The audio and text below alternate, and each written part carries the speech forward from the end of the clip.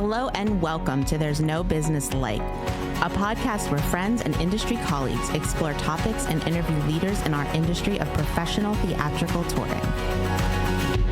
Welcome back to There's No Business Like. Today is the second part of the interview with Lisa Richards Toney. If you did not listen to part one, go back and give a listen to episode 164 before you jump into this interview with us on episode 165.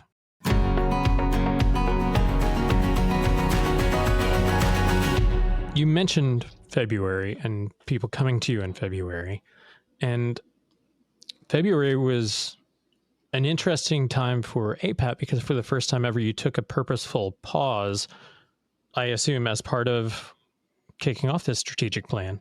What was it like being, quote unquote, out of the office and during a purposeful pause during such a tremendous, turbulent, changing time in February? At first, it was really nerve-wracking. I was really uncomfortable, and I kept saying, "I have to go back to work." Oh my God! And I have feelings on both sides of that. Then I say, "Wow, if you can sit still, this is just a human thing. If you can sit still in moments of crisis, you may find your answers quicker than spinning, because early on there's so much happening, and if you address everything you're spinning and you cannot see the forest for the trees, it's impossible. I cannot get in the weeds because we have to find a way through. I can't. So the weeds they're going thick. I'm aware of the thickness, but I've got to find a way through. And the time, quote unquote, off, because I really wasn't off. I actually worked every day.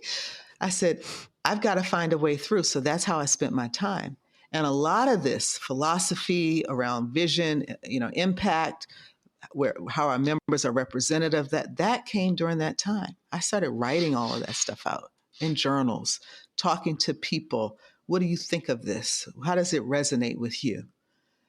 So the time was very well spent, because oftentimes as leaders, we don't have that space to really reflect and think about. We just keep adding on, or we're just doing things because we're so used to motion and action. But to be still is to be powerful too. It's to actually allow what needs to happen, because the cream does rise to the top. A lot of things happen, and it's like, okay, so what of this is going to be the thing that we really must pay attention to? And then we're also, a nonprofit organization. I'm nonpartisan. I had to figure out how to lead in a way that was going to be inclusive of everyone at a time that was so divisive. And a lot of people can, have opinions and they can be about them. It's not our role. And as any leader, I lead, it's professional, but it's personal, right? So you have your own feelings you're trying to grapple with, and then you've got to figure out, what's the space that I have to really contribute to the organization now? And this is not about pointing fingers. This is about saying the arts are the answer. And I don't have to talk about anything in the political world. I have found a way to talk to everybody, and they're able to say, I get that. Everybody wants a gathering place. Everybody wants their cities and towns to flourish. Most people like the arts. They can agree, especially when their mayor tells them, that if their building is the busiest building, well, okay then.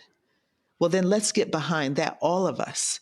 And let's use all the things that we know that are assets to us and that we can also influence, like health, like technology, to build out more people that we have as resources, because we don't have those old resources. We may have to, who knows what some of the venues will be that we may choose to perform at.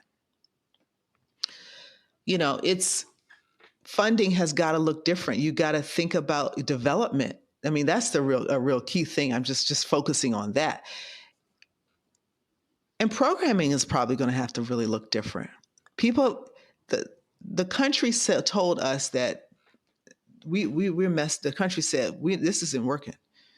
We don't see ourselves. This country is very divisive. It is a lot going on. And if you pay attention just to say, okay, whether how I feel versus how someone else feels, okay, that's a moot point. Essentially, this is what everybody is saying. I'm a part of that, but I'm also part of the everybody. And so you got to pay attention to it. And I want the arts to win, not fall apart. And we have to find new paths. And I'm committed to helping us do that. From an organizational standpoint, how do you balance what is urgent versus what's important? Everything that's urgent isn't necessarily important. And it's not necessarily important to have urgency within things of importance because they are the long game. We have to be closer to the people. We have to stay close and in touch with our members so that whatever is urgent is known by this organization.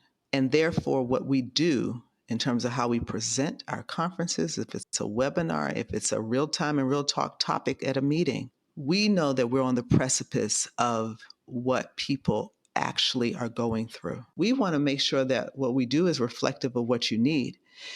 And then there's the other part, which is just leadership, meaning leadership is both things, but sometimes because of the forests that we are privy to, like I've traveled, it's a lot. I can see things that we may not really understand fully yet, but that's why I have to stay in that space so that I can, see that forest and be able to say, that's the big kahuna. You mentioned in looking at the forest, not the trees, travel being part of that.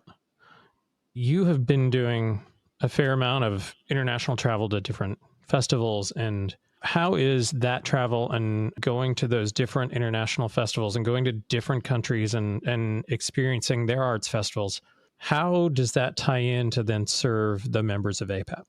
I went to the Cervantino Festival. That's in Guanajuato, Mexico.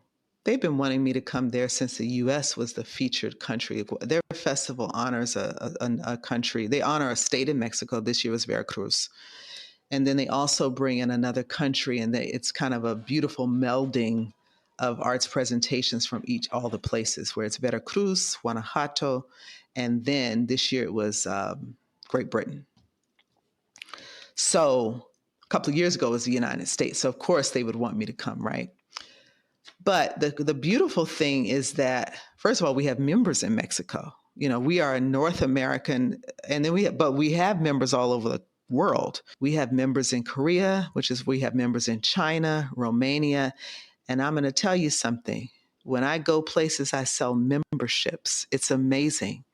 A lot of countries, they say they want a tour. Now it's a little different because it's harder. But let's just take a little not pre-COVID, but pre-administration. People say, oh, if I come to APAP, I can buy a booth and access, meaning we make space, to all these presenters. Oh, I'm coming. Because it's opportunity. Mm-hmm. And they want their work to tour, and they need that revenue as well. It allows us to build membership. That is a very important thing. It also allows me to see a bit more of this forest. Like when I was in Guanajuato, it's a festival model. And it was seeing in real time some of the things that I'm talking about with regard to the arts as a center of civic infrastructure. It's represented so beautifully there. Festivals. I mean, when you think about festivals in general, that's kind of what they are. It's the greatest marriage of all these things, and the arts are at the center. And you can see it so vibrantly. So it reinforced some of this and the success of it. I had people telling me, I moved to this city because of this festival. It becomes the center of the work. And I knew that about this festival. It's the largest of all of, if you just take Latin America, it's the one people go to. And one of our board members has always been a producer for that. And we've got to, you've got to see things to understand things. So me seeing that, for example, understanding what our vision is, I saw it in action. And it was beautiful. That was a great thing. The other thing that I learned in that I want to bring back here is the importance of really helping us to maintain the push for new work. I, can't tell you how many conversations I've had, and I know you have. I mean, you're a presenter, you've got this pressure. You got to sell tickets, and your audience has to buy them. And what is your audience able, ready, wanting to see?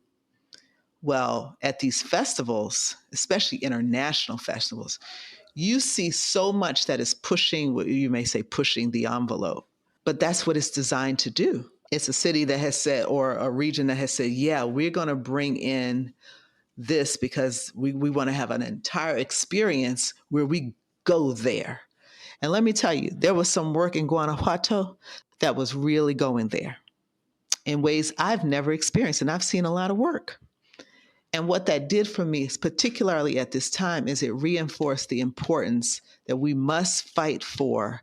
We got to get this funding together so that people don't have this pressure. Oh, I have to do this show that I've always done, and there's no innovation there, and it doesn't check the important boxes that we've been talking about, because we're just trying to survive. In order to thrive, we've got to have new work, new artists, keep the industry growing. And in order to do that, we've got to have a way to sustain it so we're not having the pressure to just resort to the least common denominator. At this festival, I saw so much work that was hardly the least common denominator. And so that was really encouraging and also instructive. It was like, so being able to advocate for that is really important. Korea, Busan, is the Busan Performing Arts Market. A lot of these markets were built around APAP. They modeled themselves after APAP. There's one in Shanghai, one in Sibiu, Romania. They're working, it's their own, but they look at APAP as a model. It's the oldest and the largest. I don't blame them, but they look at APAP as a model of how can we do this?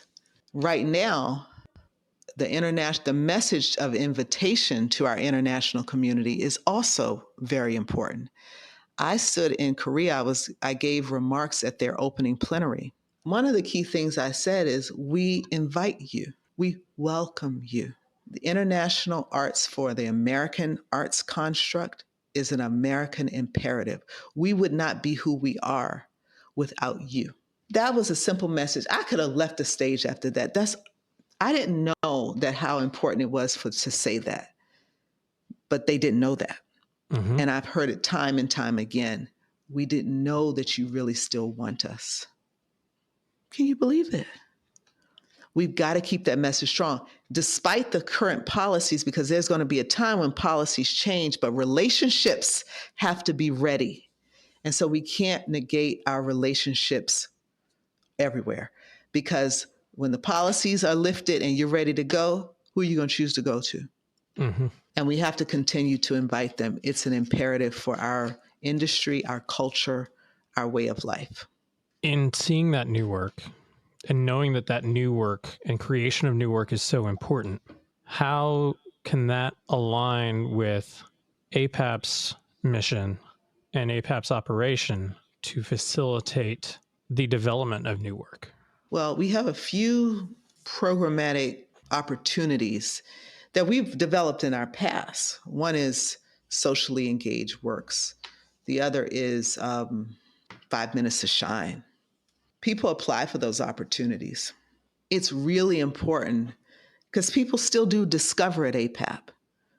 So it's really important that we can, provide opportunities like that and believe in them and be able to give context to why they're so important. If things are going away and we want it to stay, we need some kind of opportunity to make sure that they have space to land, to be seen, to be experienced. That's a mechanism how we do that, by introducing you to people doing that kind of work. We're not just talking about building back, we're talking about building forward, and it's all a part of it. You can't have a successful thing without the work. And the purpose of the business development and the relationship building and the fundraising is so that you can actually deliver quality work.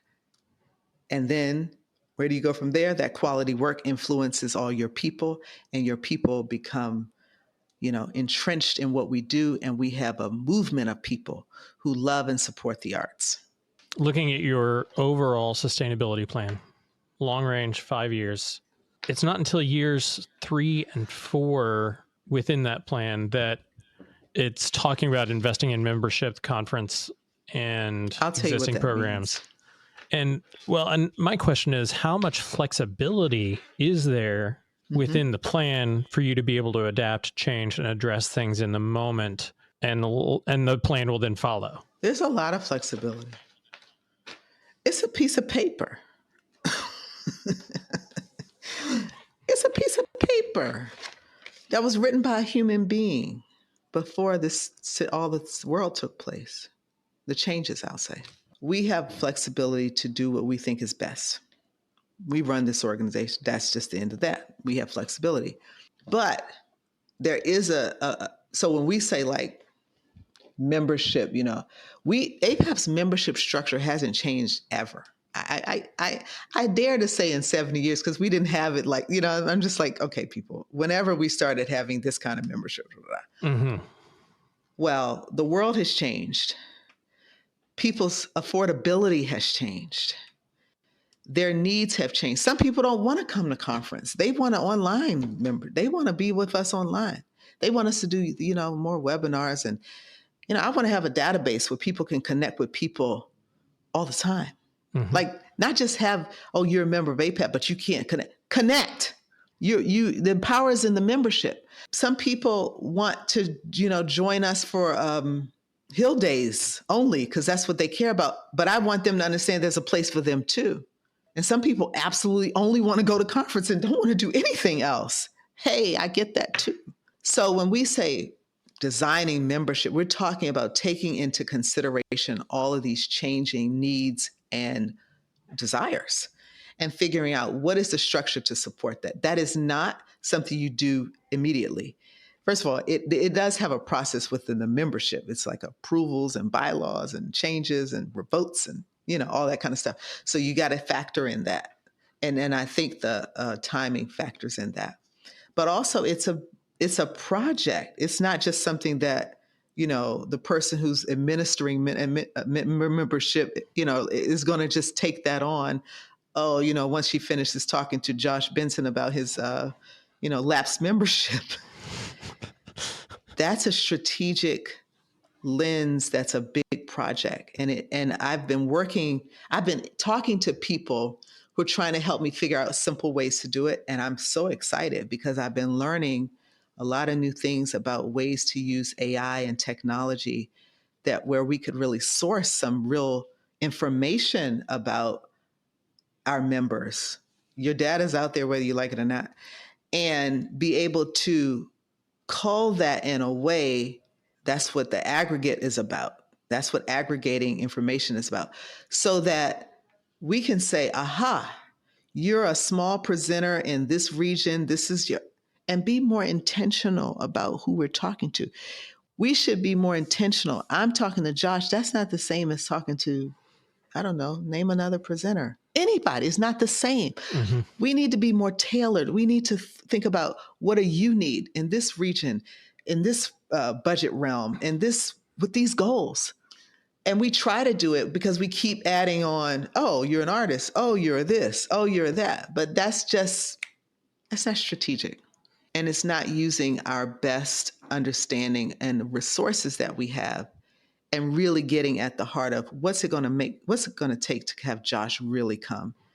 Does he really need a conference or does he need something else? No, that doesn't mean we take away our conference. But remember, conference was 70 something percent of our, remember I can't do the 8 and 3, 70 something percent of our budget. Well, that's a lot. I need that to spread over some other things. And the reality is that it can.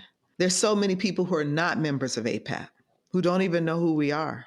Considering all those things, that's the work that has to go into building a new membership structure. I want to give you one last looking forward question before we wrap up today, because I've taken up plenty of your time. And I'm It's been enjoyable. I'm so blessed that you've been so generous with it. I love talking to you. What would be your call to action right now for the next generation of leaders, not just as presenters, but as artists and agents, but leaders in our business? What is your call to action for that next generation? Run for office, show up in the systems, learn the system well enough to show up. If you want to change, you got to learn it first. I really want to see us when I say the arts running for president, I'm actually being quite serious. And there are people who've told me, I wish, and there's this, I'm sure we had to, they have artistic.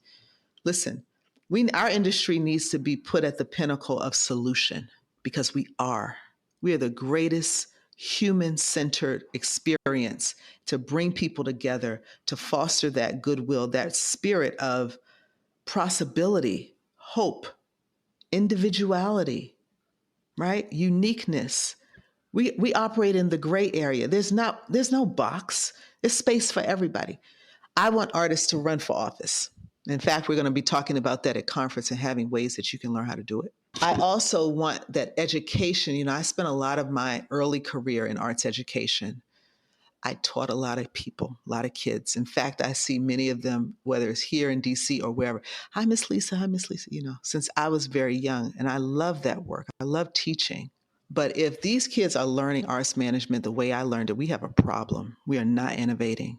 If they're learning marketing without the lens of real advocacy and all the ways of advocacy is where you're going to talk about big A, little a, we failed. If they're not understanding fundraising and development and business development from those lenses, we're failing. So we've got to be able to build a curriculum that speaks to this moment. And this moment is not going away. It's going to be the cornerstone of the future. And we've got to build a curriculum that speaks to that. And that way, we also invite people into the industry because they go, oh, well, I was just interested in AI, but I kind of like the arts, but I never thought of that. And then what happens? We've got more people, more different kinds of expertise. It's a beautiful thing. More people under our tent to keep our cause moving.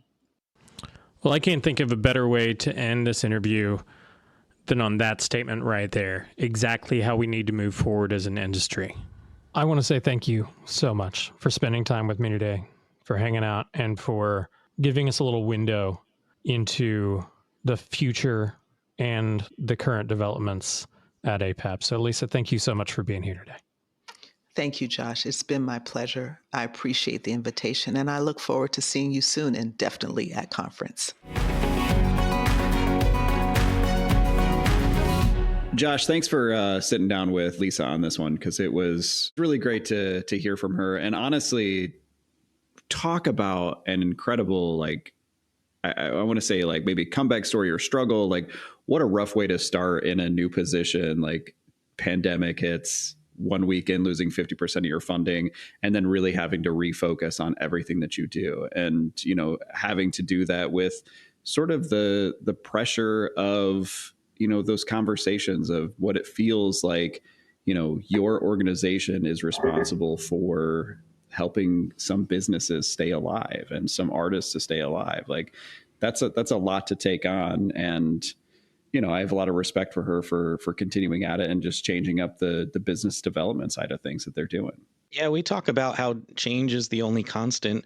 We've mentioned that a few times, but holy cow, like you pointed out, Kevin, everything from Lisa's joining APAP till today has been constant change, not only for her personally, for what's going on in the world, change within our industry, and then within the sector that she's overseeing with the convening part of the arts industry.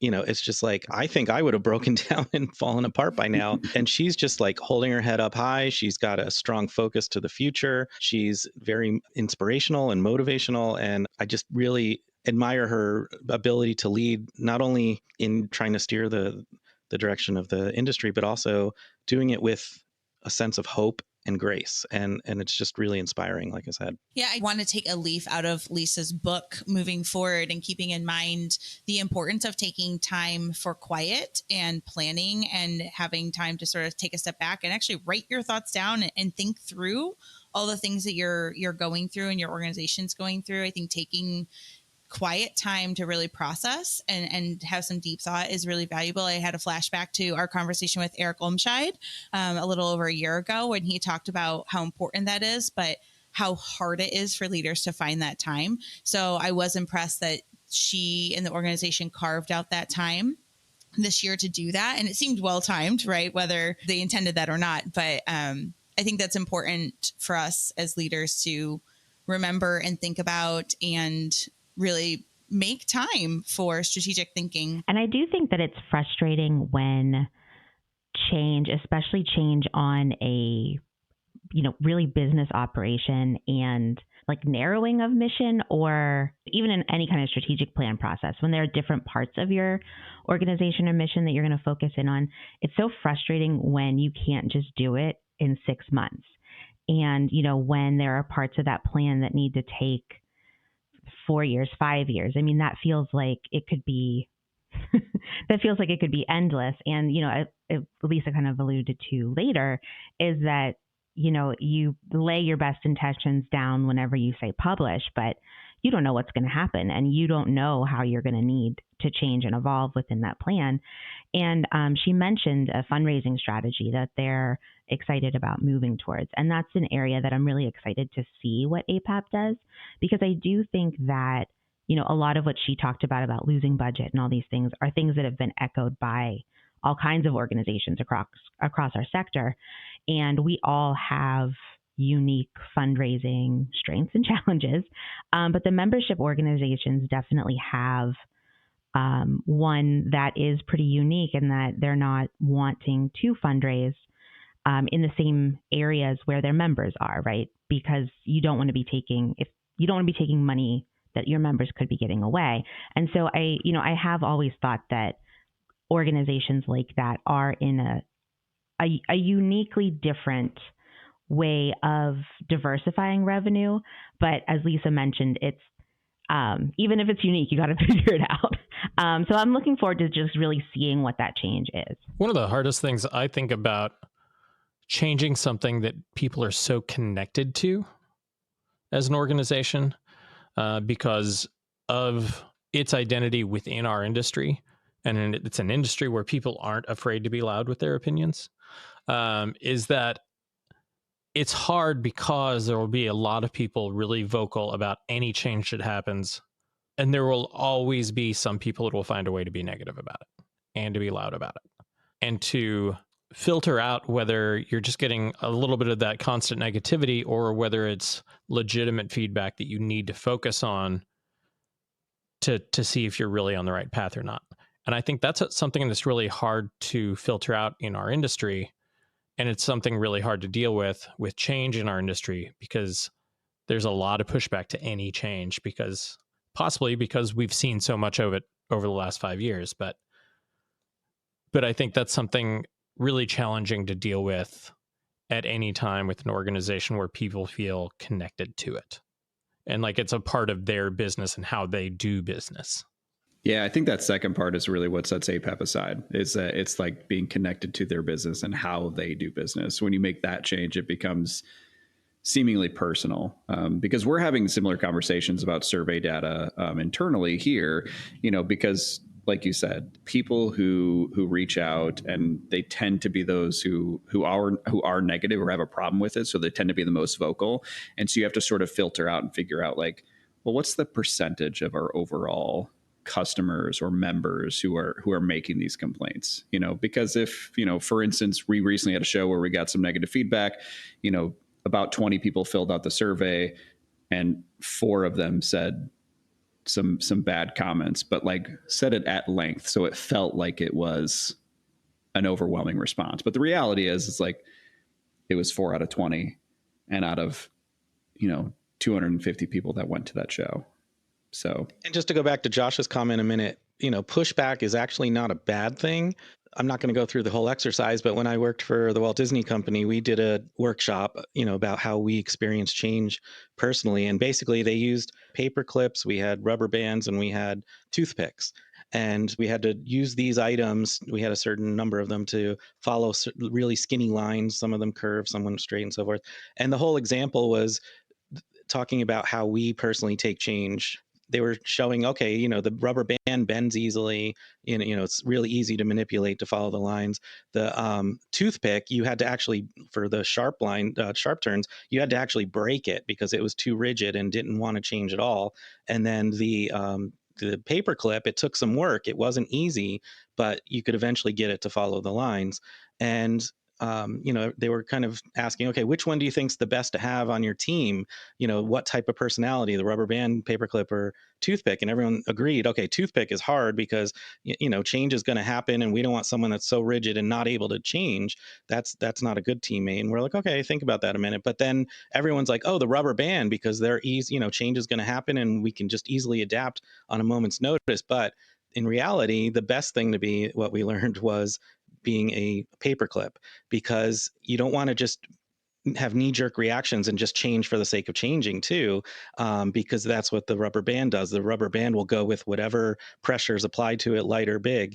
And so you want a little bit of resistance, because then you're testing to make sure, is this change really the right direction to go? And if you're testing it and then you realize, okay, it is, then you end up having a new shape with that paperclip, and now it's rigid in that form, but not so rigid like the toothpick that you have to break it to change it again. So I thought that was just an interesting exercise, and it's something that's always stuck with me.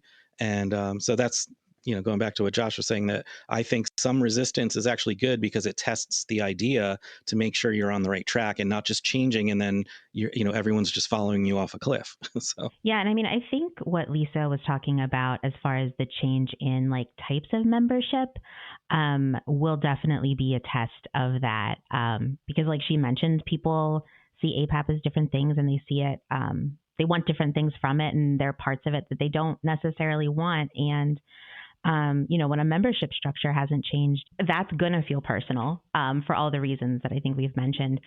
But I also think it's something that a lot of people I've heard say, like, oh, I know what can fix APAP.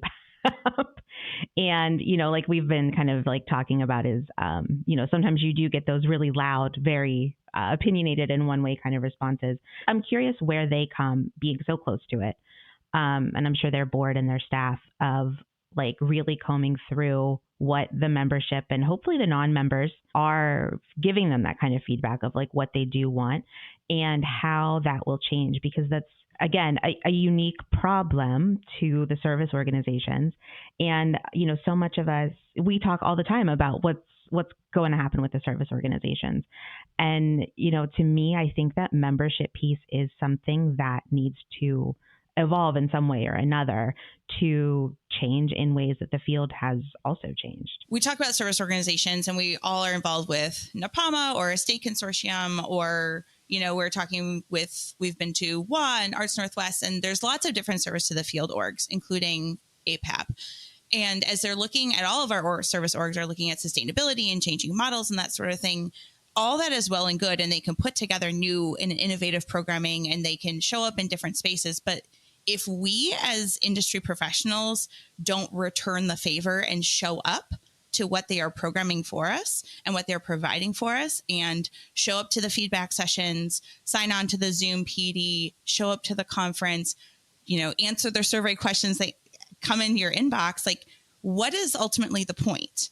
They can do all of this stuff. They can answer all of our needs. They can take all of our feedback. But if we don't take the time out of our schedules to show up to the thing, then it seems all for naught. And it seems like at the end of the day, like, why are we asking them to change? Why are we asking them to survive, figure out how to survive? And if you show up to a couple of things and it's not working for you, then give the feedback, right? But as someone who has spent a lot of time trying to serve the field, people always say, we want it, we want it, we want it. And then nobody shows up. Or people say, oh, that didn't quite work for me. Well, you came to one thing, come to three things, and then tell me what's not working for you. So I do think as our service orgs are going through these transitions and trying their best to figure out how to move forward, like, we also have to return the favor and show up for them as well and participate in the things we're asking them to provide for us. APAP can't make presenters come to your booth and want to buy your shows. APAP can't make a funding program where they give you all the money that you've lost, right? There's certain things that as a service organization, they can do, or, they should do for us, but not all of our problems are necessarily fixable by a service organization. And one of the things that gives me a little bit of hope is hearing Lisa talking about like communication strategy.